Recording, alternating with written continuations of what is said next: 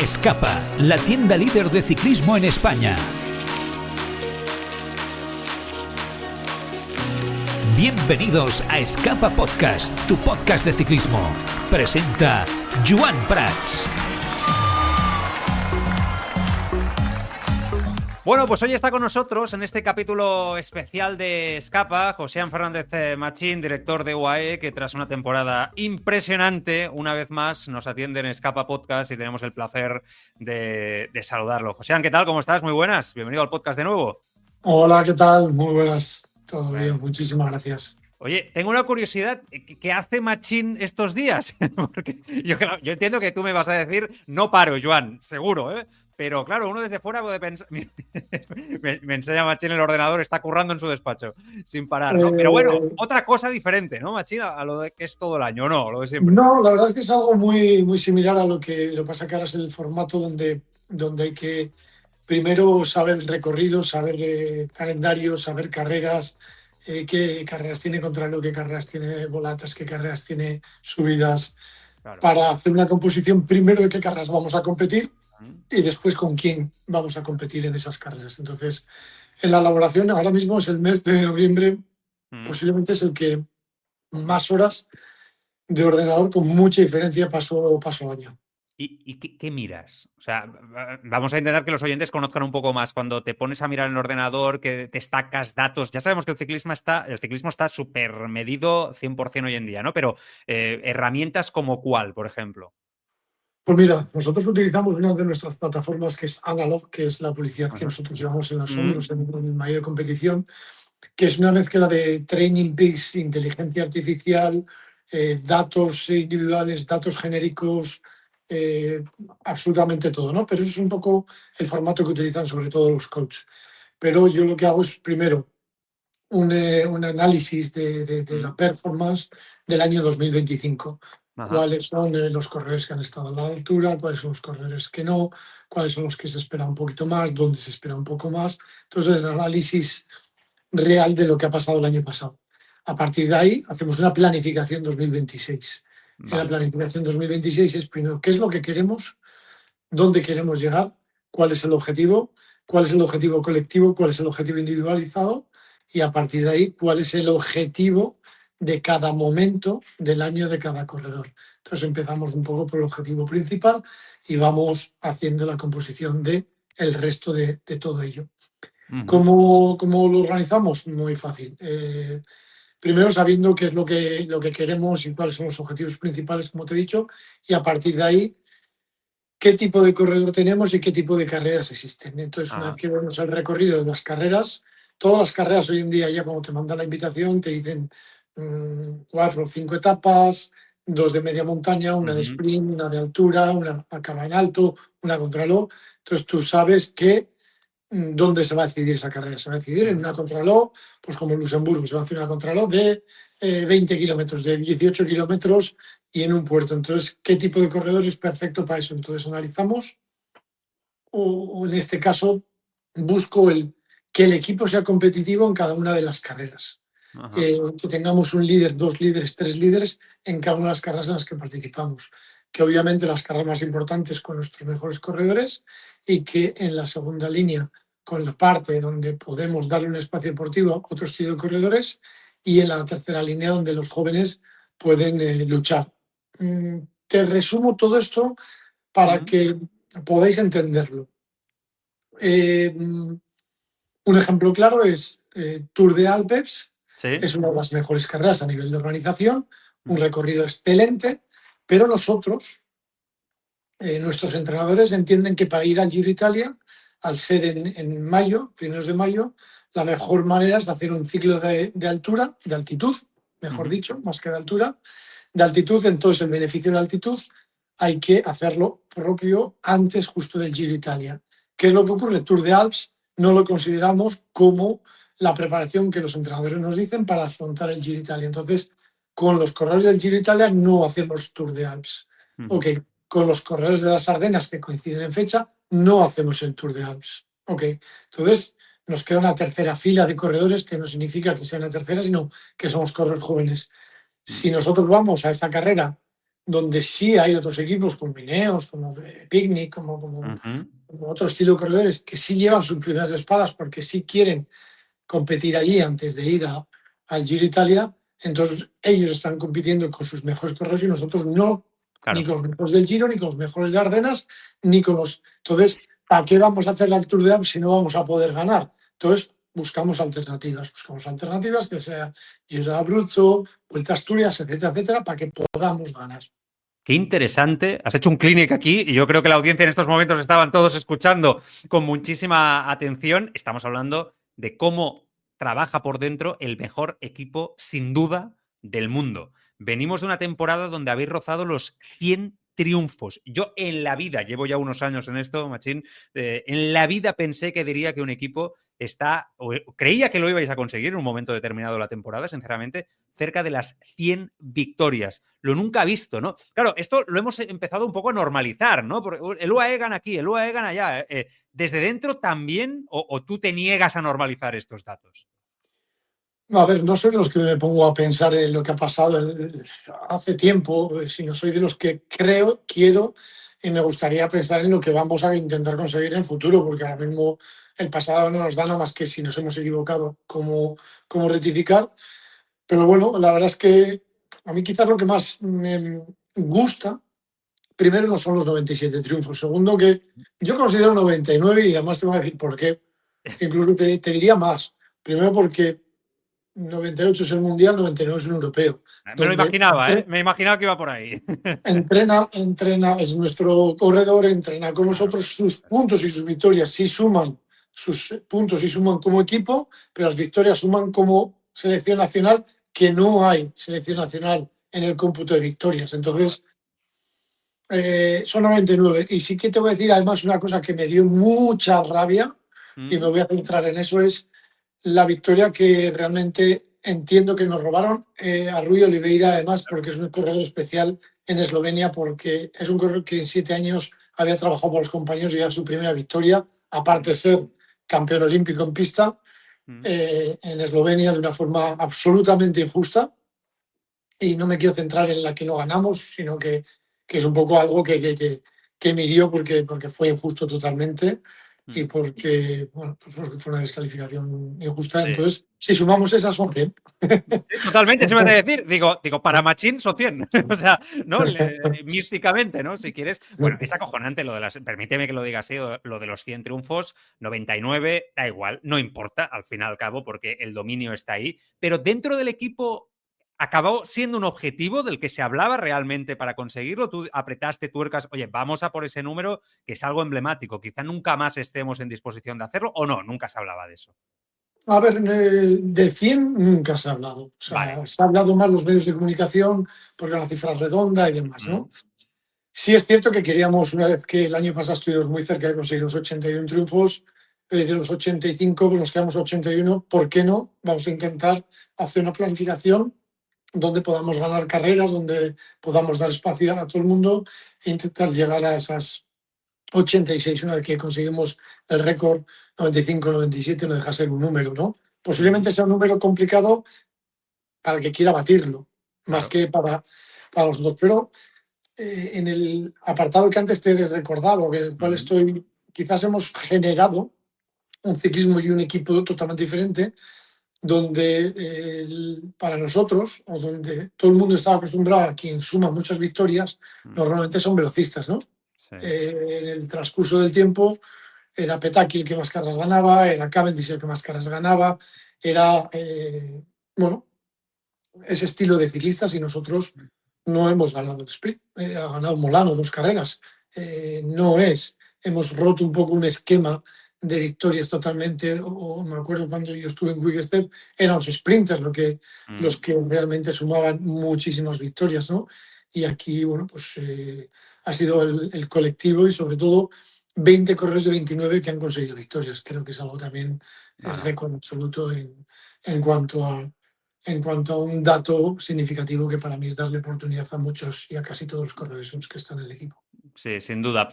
Siempre eres ambicioso, siempre miras hacia adelante, siempre que hablo contigo se nota, ¿no? Que lo tienes muy presente, pero déjame que te pregunte porque soy de los que piensa que para mejorar tienes que ir también atrás, ¿no? Y ser autocrítico. ¿Qué no te ha gustado quizá de la temporada o qué sientes ahí que dices, bueno, de cara al año que viene tendremos que mejorar o tendríamos que mejorar lo siguiente, ¿no? ¿Qué mejorarías o te has propuesto mejorar de cara al futuro? ¿Hay algo? Sí, algo que me hace especialmente daño ha sido la forma de cómo hemos perdido el Giro Italia. Ya, ya. La táctica. No, no exactamente la táctica, sino un poco, no es un concepto de táctica, porque todo el mundo sabía perfectamente que al final tienes que controlar no solo la Carapaz, tienes que controlar, pero es un poco las formas, la situación, las circunstancias, o sea, en un cúmulo de 10 cosas tendrían que salir 10 mal y en aquel momento pues salieron 9 y media mal. Entonces no es lo habitual, pero bueno, hay que afrontar las pérdidas como cuando alguien es mejor que tú y felicitar, pero entiendo bueno, pues que Isaac tenía la capacidad para poder ganar ese Giro Italia y se nos escapó pues, bueno, pues de manera erróneas nuestras y hay que asumir la responsabilidad y bueno, sobre todo un corredor como Isaac, creer en él, quitarle absolutamente toda la responsabilidad a él y sobre todo bueno, pues darle confianza y creer en que, bueno, que eso le va a hacer más fuerte. Ahora te voy a preguntar por él, pero ¿crees que el Giro se corrió no de la mejor manera para el equipo desde el principio, desde esa primera semana, o solamente hablas de ese momento crítico donde se pierde? No, yo creo sinceramente que, a ver, opiniones hay de todos los gustos, ¿no? Pero sinceramente se hizo una táctica con dos corredores que eran Alan Yates, Juan Ayuso, Mm. pero luego también teníamos, y además internamente lo habíamos hablado, teníamos dos alternativas que eran Isaac del Toro y Brendan McNulty, donde queríamos jugar tácticamente esas situaciones de mayoría si pudiéramos o pudiese eh, generar esa situación. La etapa del este rato en Siena así lo hicimos y bueno, pues esa era una situación donde no podíamos llevar o colaborar con Egan Bernal, que en aquel momento era un rival directo, Mm. pero en el momento que después del bonus se corta Egan Bernal, obviamente con el que iba era Bob Van Aert, que de cara a la general no era un corredor en los cuales teníamos que tener ese miedo, respeto, etcétera, etcétera. Entonces, la táctica en aquel momento salió perfecto y aventajados a 2 minutos al resto de rivales. Mm. Vamos a ir yendo y viniendo a momentos de la temporada o preguntas quizá un poco más personales, pero ahora de ahí te iba a preguntar el momento más duro de la temporada, creo que va por aquí, ¿no? Creo que la respuesta va a ser más o menos parecida, si no me corriges me lo tomaré como un sí. Y entonces a partir de aquí yo te iba a preguntar si en algún momento, por todo lo que se ha dicho y sobre todo declaraciones posteriores de compañeros en esa última semana del Tour de Francia, si se sufrió dentro del equipo por un posible abandono de Tadej, ¿no? Por ese problema en la rodilla o parece que tenía esa molestia, ¿no? Que no trascendió ese momento, pero que después se ha ido hablando bastante sobre ello. Los momentos más duros realmente ya no es una cuestión de perder el Giro, pero los momentos más duros siempre, para mí, son las caídas y las lesiones. Esos son los momentos donde realmente yo quiero, tengo y sufro con ellos y quiero estar con ellos al lado de los momentos difíciles, ¿no? Porque cuando se gana y cuando las cosas van bien, Claro. todos habláis de ello y todo, pero realmente hay un olvido a cuando un corredor tiene una lesión o tiene una caída, ¿no? Y esos son los momentos donde realmente el equipo, el manager, las personas responsables del equipo tienen que estar.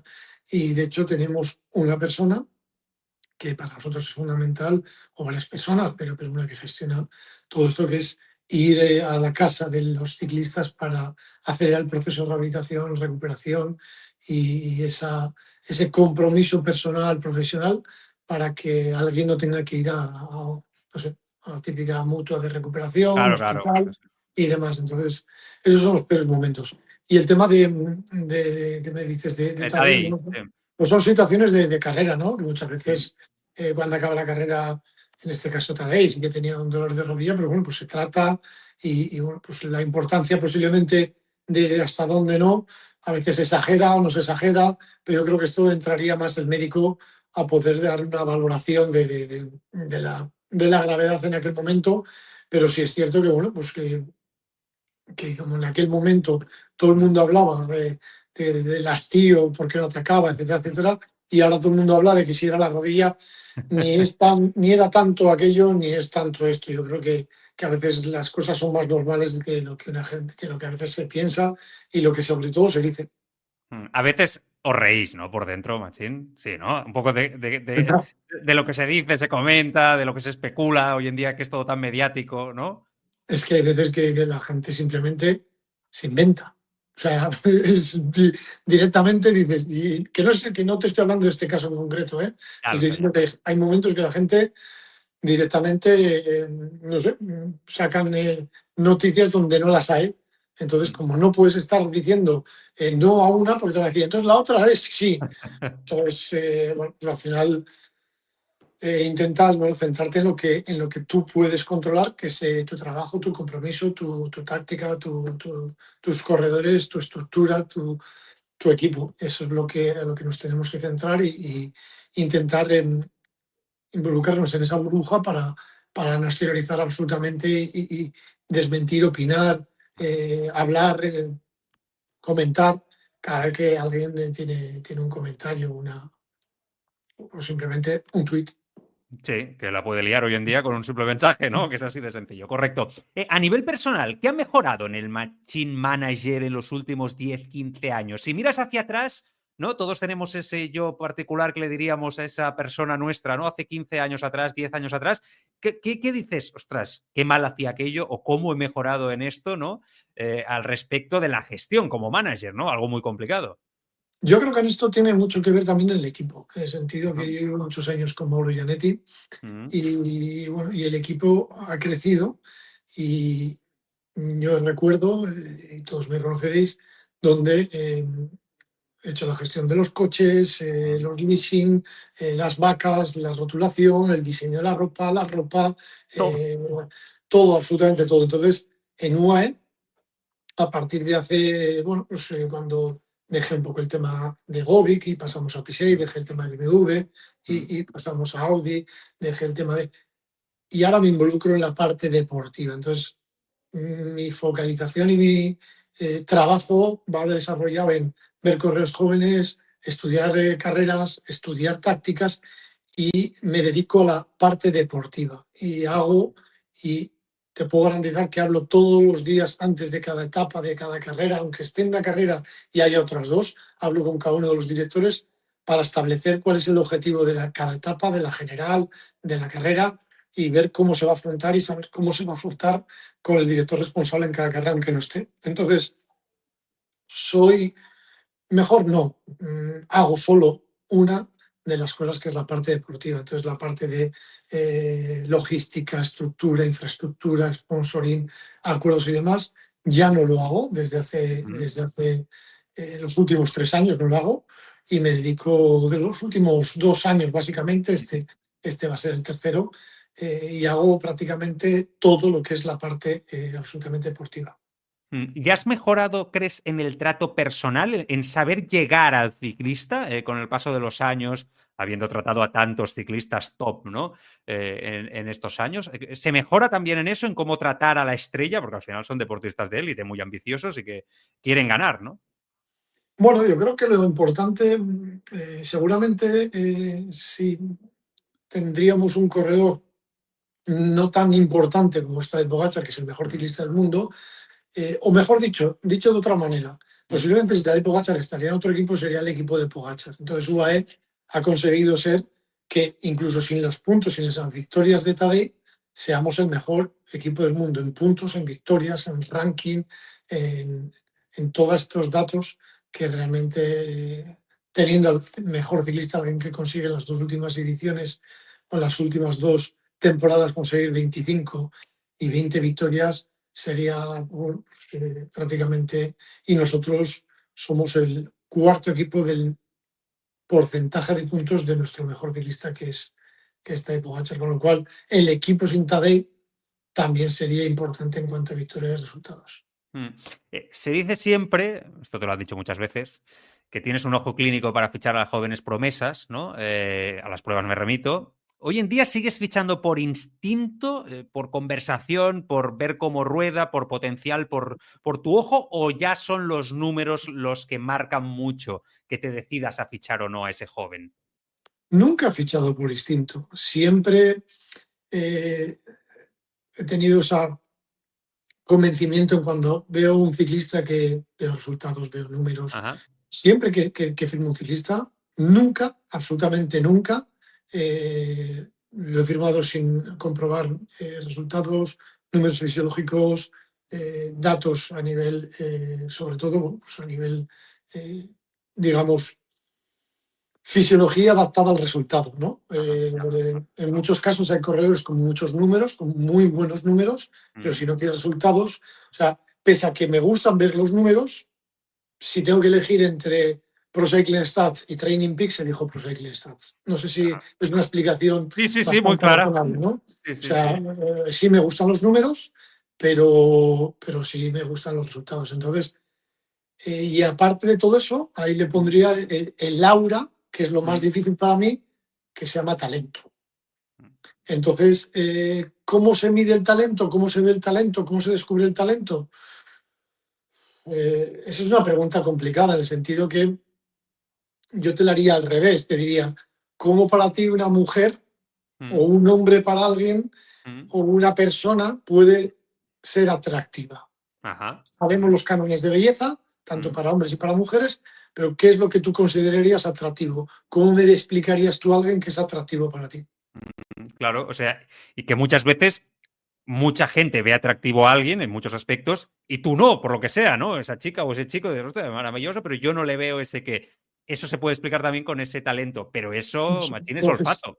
entonces Eso, ese aura de talento va unido a números, claro. resultados y muchas veces sí es cierto que, y en esto sí que a veces me lo ha preguntado mucha gente y sí que te puedo Mm, decir que al año tengo más de 300 conversaciones con diferentes corredores de todas las categorías y no mm. solo pensando en UAE. En Ya, muchos ya, ya. casos, hace 2 días acabo de solucionar un equipo amateur para Mm, 2 juniors que pasan que no tienen nada que ver con UAE, pero como ha sido, por ejemplo, el caso más exponente mm, de Isaac del Toro, puede mm. pasar con el resto. Yo, Isaac Claro. del Toro, cuando intenté ayudarle, cuando se puso en contacto conmigo, no hablábamos de UAE, hablábamos de su trayectoria deportiva. Yo le ayudaba cuando él consigue resultados Mm, y llegan 11 propuestas de equipos World Tour. Lógicamente, toda esa ayuda y todo ese contacto y toda esa conexión ha servido para que yo esté por delante del resto de equipos en cuanto a la disponibilidad que yo he tenido con Isaac del Toro, ¿no? mm. Lógicamente también en la situación en la que estoy como responsable de Guatin Emirates, y sería el responsable, con todos mis respetos del mundo, no voy a decir cualquier equipo, pero un equipo de tercera división, pues mucho que me contacte con los ciclistas es como si un scout con todos mis respetos del mundo al Eibar eh, quiere pelear contra el scout del Real Madrid o del Barça, ¿no? La tarjeta de presentación del Real Madrid y el Barça es indiscutible para abrir puertas y Mm, nosotros en estos momentos somos un Real Madrid, un Barça, por mm. denominarlo en Sí, una sí. forma, por ponerlo Sin en duda. una categoría, ¿no? Sin duda. Es hasta karmático, ¿eh? En ese sentido. Te he escuchado decir que Pogachar tiene margen de mejora. Yo te escucho cuando dices y pienso, entiéndeme, ¿no? Digo, pero ¿por dónde va a mejorar Pogachar? O sea, ¿por Bueno, yo dónde? te voy a poner simplemente una otra pregunta, pero es muy fácil de responder, ¿no? Vale. Tú analizas un montón de fotos de podio, de piernas y demás, Mm, y me analizas el músculo de muchos de los ciclistas que están en el mejor podio y analizas las piernas de Tadej Pogačar y dime si está definido muscularmente como muchos de los ciclistas que están. Y dime si realmente le ves todas las venas o le ves todos los músculos o si le ves que todavía tiene ese margen de mejora a nivel de tonificación muscular. Qué bueno, Entonces, sí, sí, por supuesto. Es muy buena. Me has hecho una contrapregunta buenísima. O sea, ¿tú crees que con ese detalle eso marca, evidentemente con muchos más datos, que ese margen de mejora ahí está? O sea, es el ejemplo visual. no te he hecho una pregunta, te he dado una respuesta Claro. dándote un detalle que analizar. Ah, qué bueno. Sí, no, realmente, es así. Ese detalle está ahí, lo vemos todos, ¿no? Y está claro. ¿Tú crees que un ciclista que empieza tan joven a un nivel élite, podium, va a llegar a los 30 años y poco, ¿no? 30 y pocos, mucho más desgastado? ¿O esto es una leyenda urbana que se ha instaurado, ¿no?, en el mundo del ciclista para explicar esa nueva tendencia de los últimos años de muchos ciclistas que empezaron antes de lo que era habitual, especialmente quizá en España, y que se dice, uy, este a los 33, 34, fundido? ¿Esto realmente tú crees que esto es así o no crees en ello? Y esto es particular de cada uno. Mira, yo creo sinceramente que la planificación a 360 grados, y me refiero a 360 grados porque no a 180 cuando firma el contrato con nosotros cualquiera de los ciclistas, llámese Pogačar o llámese cualquiera de los jóvenes. Lo que buscamos es su evolución deportiva para el paso de los años. Entonces, cualquier equipo no hubiese tenido a Tadej Pogačar haciendo solo una gran vuelta prácticamente hasta los 24 años. Con cualquiera de los jóvenes que hemos tenido, excepto Juan este año, pero porque no pudo acabar el Giro Italia, hasta que no hacen 24 años mínimo, no corren dos grandes vueltas. Vale. Y eso es mantener la condición física sin llevarle al extremo para que realmente tenga un margen. Y si analizas los días de competición que ha hecho Tadej Pogačar en los últimos años, te darás cuenta que es con mucho, pero con mucho, el corredor que más puntos por día de competición o que por día de competición más puntos consigue. Hace unos días el padre de Remco, en unas declaraciones un tanto sorprendentes, dijo que Pogačar iba a hacer Giro y Vuelta y no Tour de Francia. ¿Estas declaraciones se fundamentan en alguna cosa o simplemente Pues no mira, sabes? con Patrick y con Remco Evenepoel, Mm, Patrick Evenepoel padre, Sí, el padre. Remco Evenepoel, tengo bastante amistad porque cuando trabajé en el Quick Step, como sabéis, ese Mm, contrato también lo hice con 5 años, ¿no? mm, O sea, con 5 años le firmé siendo junior de primer año, 5 años para estar primeramente 2 años mm, con Axel Merckx y luego 3 años con Quick Step y al final sí tiene los 5 ujú. con Quick Step y justo ese año, cuando se firmó, yo llegué a UAE. Mm. Y Patrick me escribió y Renko me escribió diciendo, no es verdad nada de todo lo que esto he dicho, Muy bien. entonces está todo absolutamente todo aclarado. Perfecto. Y yo creo que a veces esto es el resumen de lo que hemos hablado anteriormente cuando la gente dice, opina y demás. Entonces, a veces las conclusiones, cuando uno dice casi lo veo, el otro quita el casi, el otro dice lo vio y el otro dice yo lo he visto. Totalmente, el juego del teléfono. Y de los titulares mal puestos, ¿eh? Machín, ahí a veces también, ¿eh? Bueno, oye, ¿qué te parece el recorrido presentado hace unos días del Tour? ¿Te gusta? A ver, es un recorrido, a mí sí me gusta, sinceramente. A mí sí me gusta, me parece un recorrido, bueno, tiene una contrarreloj invención Tour de Francia, una contrarreloj por equipos, que es un mix entre contrarreloj por equipos y contrarreloj individual, donde te ayudan los compañeros como le hace como cualquier carrera, y al final es el líder el que tiene que marcar los tiempos. 2 ascensiones a Montjuïc, al día siguiente también ascensiones a Montjuïc. Yo creo que hay posiblemente un poco menos de montaña de lo que nos viene acostumbrando el Tour de Francia y una crono no demasiado excesivamente larga ni dura, pero sí tiene su dureza con 9,5 kilómetros iniciales a un porcentaje no muy alto y donde vuelve a ser, bueno, pues el material también muy importante porque esos 9,5 kilómetros significa que tienes que tener una bicicleta de contrarreloj ligera, Mm. una bicicleta contrarreloj para que luego la segunda parte de la contrarreloj pueda ser eficaz. Entonces, hay muchos matices donde este año el Tour de Francia se convierte en importante. ¿Tadej va a estar?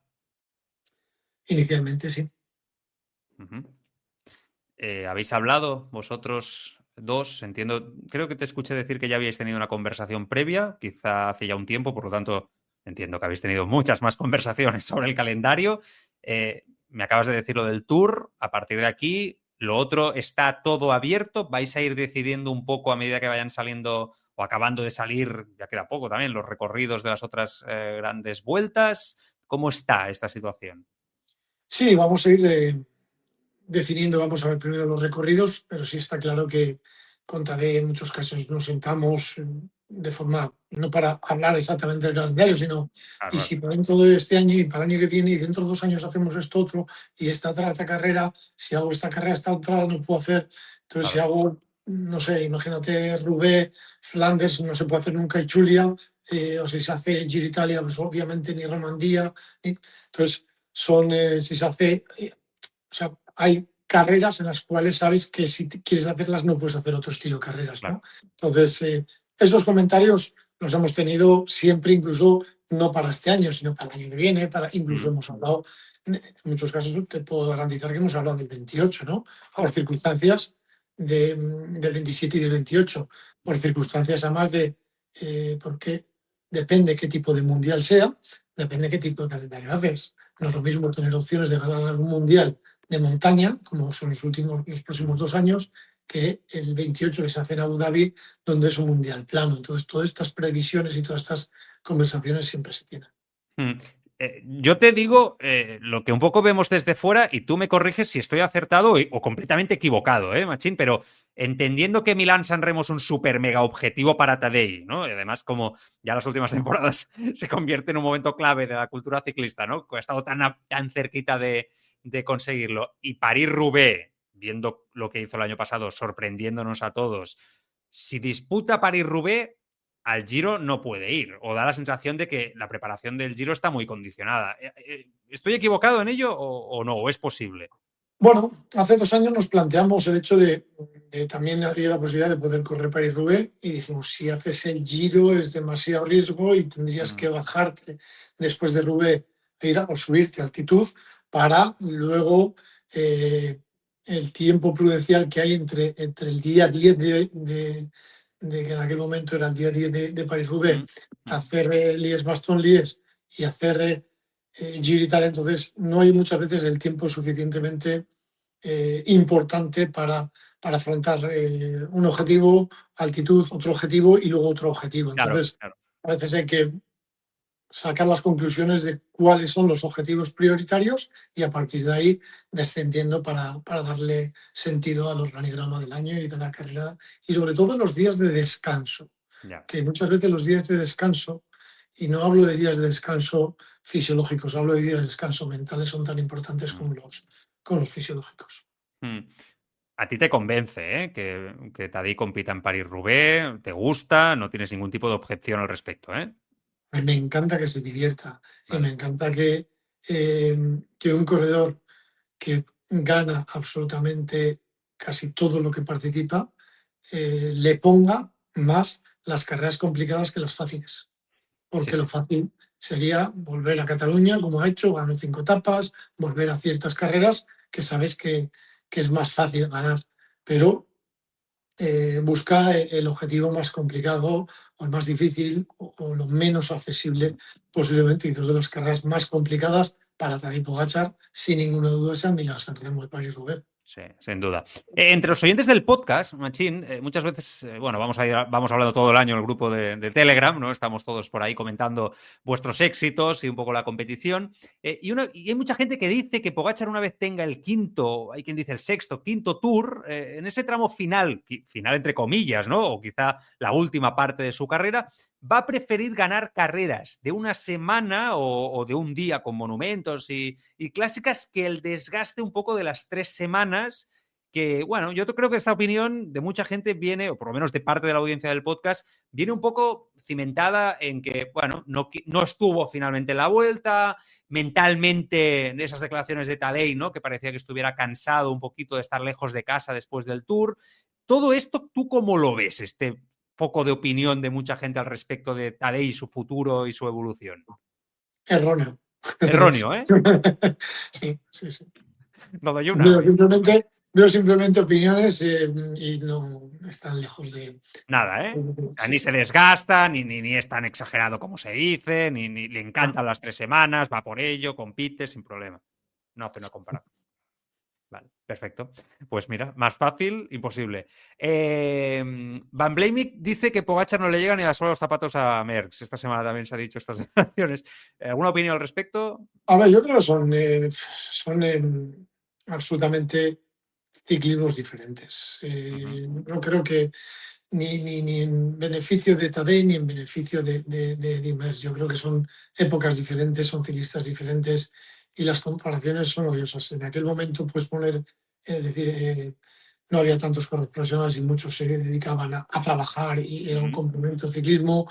Ahora son mucho más profesionales, pero claro, cuando él ganaba incluso hasta 50 carreras, por lo que he visto en los palmarés, muchas de ellas no eran internacionales, no eran consideradas internacionales UCI, entonces no se sabe.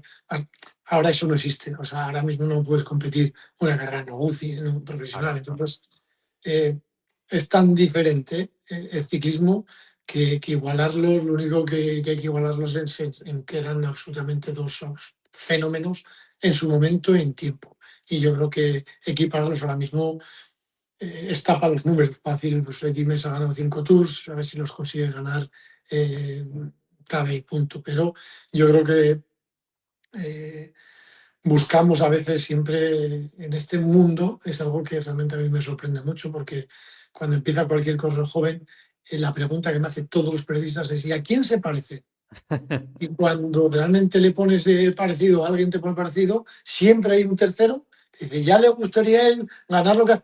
Pero si es que acaba de empezar, ¿cómo va a ganar lo que ha ganado el otro con 14 años de carrera? Deja que cada uno sea y tenga su camino y que marque su propia pauta y su carretera, porque realmente un corredor joven no puede parecerse a nadie, primero porque el ciclismo de lo que había hace 5 años no tiene nada que ver con lo de ahora. Hace 5, imagínate, hace 50. Está evolucionando. Claro, esta respuesta me sirve también para Del Toro, ¿no? Del que te quería preguntar, poniendo un poco más el foco. Vingegaard, por ejemplo, hace poco también le preguntaron, le decían, oye, el siguiente, aparte de Tadej y tú, ¿cuál crees? ¿No? Y Jonas Vingegaard decía, yo creo que Del Toro es el que más cerca está. El año que ha hecho es espectacular, es una cosa de locos. Se veía su talento siempre, pero ha dado un salto tremendo. A ti, cuando hablas de él, ¿se te ve especialmente satisfecho con Isaac Del Toro? No sé por qué razón, pero no sé, se te ve como el cariño también que le tienes. Claro, yo no sé cómo tenéis previsto gestionar esta evolución de un ciclista que ha explosionado a un nivel muy alto y que vamos a ver hasta dónde llega, ¿no? A ver, Isaac es un ciclista al cual una amistad, y además, como te decía anteriormente, pues, bueno, pues le ha ayudado en ese proceso, entonces te sientes parte de ese proceso, ¿no? Y yo creo que lo más importante de este equipo, aparte de lo que hablábamos, de que ganamos 97 carreras sin 97 a nivel de año 2025, 95 a nivel temporada UCI. Y esto está bien que lo aclare, porque si hablamos del 2025, obviamente hemos ganado 97 carreras, pero la UCI contempla que el último día de la última carrera World Tour, en este caso Wannsee, se acabe la temporada, o los puntos, mejor dicho, de la temporada 2025, con lo cual las 2 victorias del Campeonato Nacional a efectos UCI se contabilizan para el año 26. Con lo cual somos primeros por equipos y Del Toro es el número 1 del mundo con 150 puntos por 50 y por 100 puntos del Campeonato Nacional. Pero el tema importante es un poco el ejemplo de Isaac, ¿no? Que decía equipo. Aparte de no conseguir victorias como sprinters, tenemos algo que para mí me llena realmente, como diría el rey, de orgullo y satisfacción. Sí. Es que posiblemente a un corredor importante, y me refiero importante a una cantidad importante, que hayamos firmado, creo que es Adam Yates el único. Y no quiero con esto o menospreciar a los Soler, al resto de corredores, a Austin Bellens, que son importantes, ¿no? Sino que Adam Yates era una figura, o posible ganador, o posible podio de un Tour de Francia, como se ha demostrado, y el resto son corredores que se han formado en UAE y que se han educado deportivamente en UAE, ¿no? Y eso creo que es, pues eso, sobre todo porque tenemos un gran presente con todos esos corredores y tenemos un inmejorable futuro. Entonces yo creo que Isaac Del Toro es el valor o el exponente perfecto de alguien que le afronta su objetivo, es decir, queremos o quiero que este año corras este estilo de carreras porque quiero que ganes, quiero que aprendas a ganar, quiero que le quites el miedo y que le quites el respeto a por qué no puedes ganar tú y si va a ganar uno. Va a ganar alguien con 2 piernas, seguro, 100%, siempre hay un ganador, entonces acostúmbrate a ganar. Y me acuerdo que en aquel momento hay que ganar este año 10-12 carreras, 10-12 carreras. Era una definición de no vas a tener un calendario excesivamente complicadísimo, vas a tener un calendario con muchas carreras de calidad, en Italia, Tirreno, País Vasco, etcétera, etcétera, pero vas a tener también un calendario medio para que sumes esas victorias y te conviertas en un ganador de lo que consideramos, porque es un corredor que es escalador, que va bien en crono, que tiene una altura de carrera y que tiene punta de velocidad. Entonces es el perfil perfecto para que consiga muchas victorias. Pues la verdad que me ha sorprendido a mí mismo, que suelo ser el tío más ambicioso y más a veces, bueno, pues excedo a veces un poco esa voluntad de ganar y ha ganado 18 carreras. Entonces, Isaac ha superado todas mis expectativas, empezando en el Giro Italia y acabando a final de temporada. Se parece a Pogačar, ¿eh? Entiéndeme, ¿eh? Salvo las distancias, pero en lo completo que es, a mí, en el inicio de su carrera, que Isaac del Toro está en el inicio, evidentemente, de su carrera, me recuerda. Pogačar es único, entiéndeme, pero tiene cositas en lo completo que es, en lo polivalente que es a la hora de llevarlo a diferentes carreras y en todas ellas compite, Machín. Es que esto lo tiene del Pero, Toro. mira, te voy a decir algo que es mejor Isaac del Toro corriendo al lado de Tadej Pogačar que enfrente. A ver, explícame esto bien. A ver. Conoces a Tadej Pogačar, conoces que es normal y corriente, porque si tú le tendrías en otro equipo, pensarías que es alguien extraordinario, alguien, y te das cuenta, estando con él, que es una persona normal y corriente, que entrena como tú y que tú puedes conseguir hacer, al menos a nivel profesional, las cosas como las hace él. A nivel de resultados, Tadej está consiguiendo resultados espectaculares, pero Tadej su primera carrera que corrió fue en Tour de Lander y no hizo entre los 10 primeros. Y su evolución ha sido constante. Entonces no tienes que verte o reflejarte en el espejo de Tadej, sino en el trabajo que ha hecho Tadej para llegar a lo que es Tadej. Y yo creo que Isaac, estando al lado de Tadej y corriendo en el mismo equipo de Tadej, es la mejor manera de formarte, de educarte y saber que todo ese proceso está en las mejores posibles, no solo manos, sino también en el recorrido en el que Tadej se ha desempeñado. Un estímulo, sin duda, ¿no? Sería el resumen de lo que acabas de decir. Vamos acabando, Machín, que no te quiero sacar mucho tiempo, que es muy interesante la charla, pero insisto, no te quiero sacar más tiempo. Te tengo que preguntar por Juan Ayuso. Yo recuerdo que cuando hablamos hace 2 años, año y medio, ahora no recuerdo exactamente, pero más o menos hablamos mucho de él y estuvimos hablando sobre el potencial de él, ¿no? Y tú siempre, la verdad es que las palabras hacia él siempre eran, por lo menos públicamente, impecables y de mucha potencialidad, ¿no? En su evolución. Todo ha salido de esa manera, acaba en Lidl Trek. ¿Te sabe mal? Ya no te hablo de lo deportivo, que si quieres ahora te hago la pregunta de rigor, pero un poco también llevándole a lo personal, a la apuesta que era para ti, Juan, y la relación personal también que tenías con él, todo lo que ha pasado, desde las declaraciones, su salida, la manera, las formas, cómo él también se expresó. ¿Te sabe mal todo esto? A ver, yo siempre he demostrado y siempre creo que cuando estableces una relación, sea deportiva, personal y profesional, y sobre todo cuando la tienes personalmente, las cosas no se pueden perder en el camino ni evaporar, por mucho que se haya equivocado mi forma de ver en sus declaraciones, que para mí ha sido el contexto en el que se ha equivocado, pero estoy convencido bueno, que Juan, si es una persona que le considero muy inteligente, sabrá el tiempo, sabrá rectificar, no te digo públicamente, pero te digo el pensamiento y sabe que, bueno, pues que le hemos ayudado mucho, que él nos ha dado mucho y que solo tenemos que agradecernos mutuamente. Y cuando digo mutuamente es lo mismo que yo le agradezco a él, pues seguramente él sepa reconocer que nos hemos ayudado mutuamente, tanto a nivel personal como a nivel colectivo, como a nivel equipo, como a nivel estructura, como a nivel medios, como a nivel de compromiso, de responsabilidad y de oportunidades. Y yo creo que Juan, no tengo que demostrar ni que decir el carácter y el talento que tiene, sobre todo, y bueno, pues le deseo lo mejor y estoy convencido que este también es un ejemplo de lo que hablamos con Del Toro.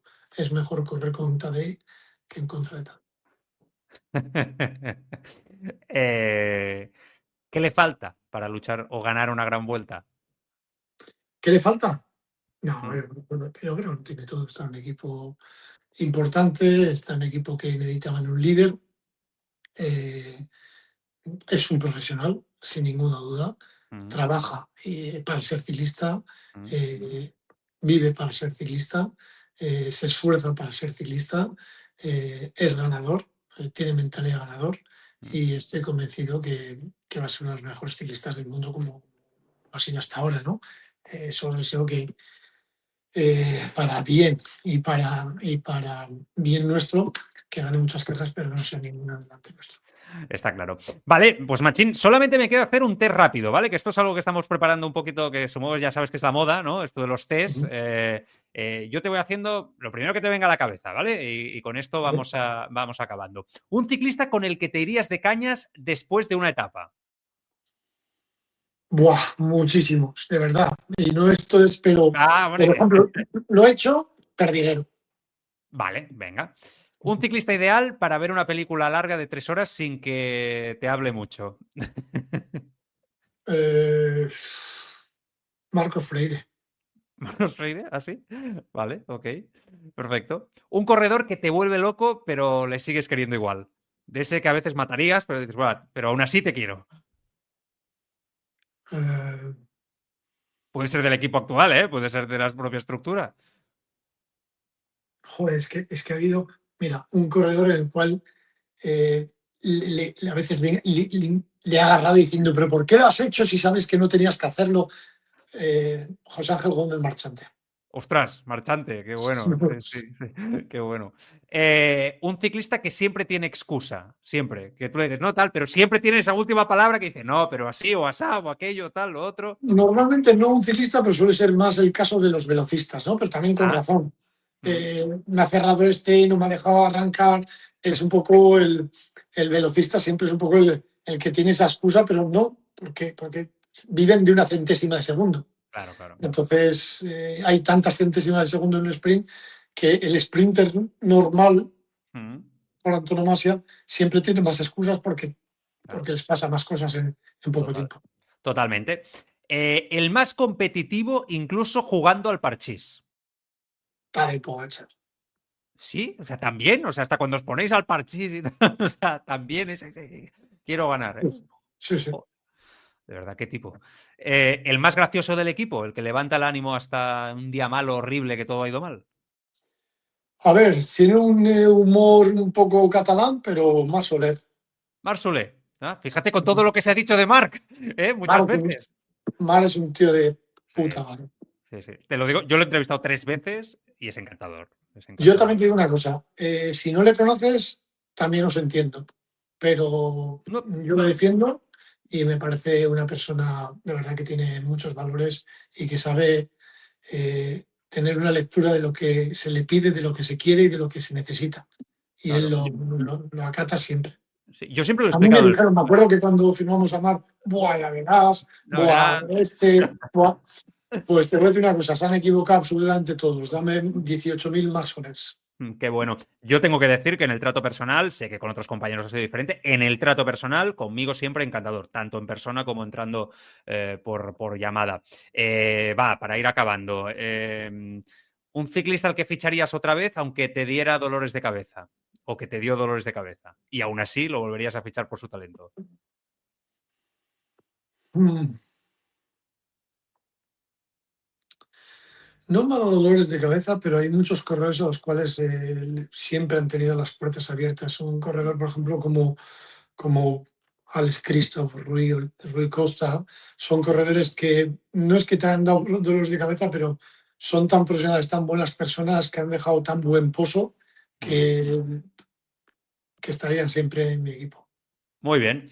Oye, José, ha sido un placer una vez más. Hemos querido hacer también quizá un poquito una entrevista diferente, ¿no? Lo que venimos haciendo, pero oye, es un placer escucharte, aprender mucho.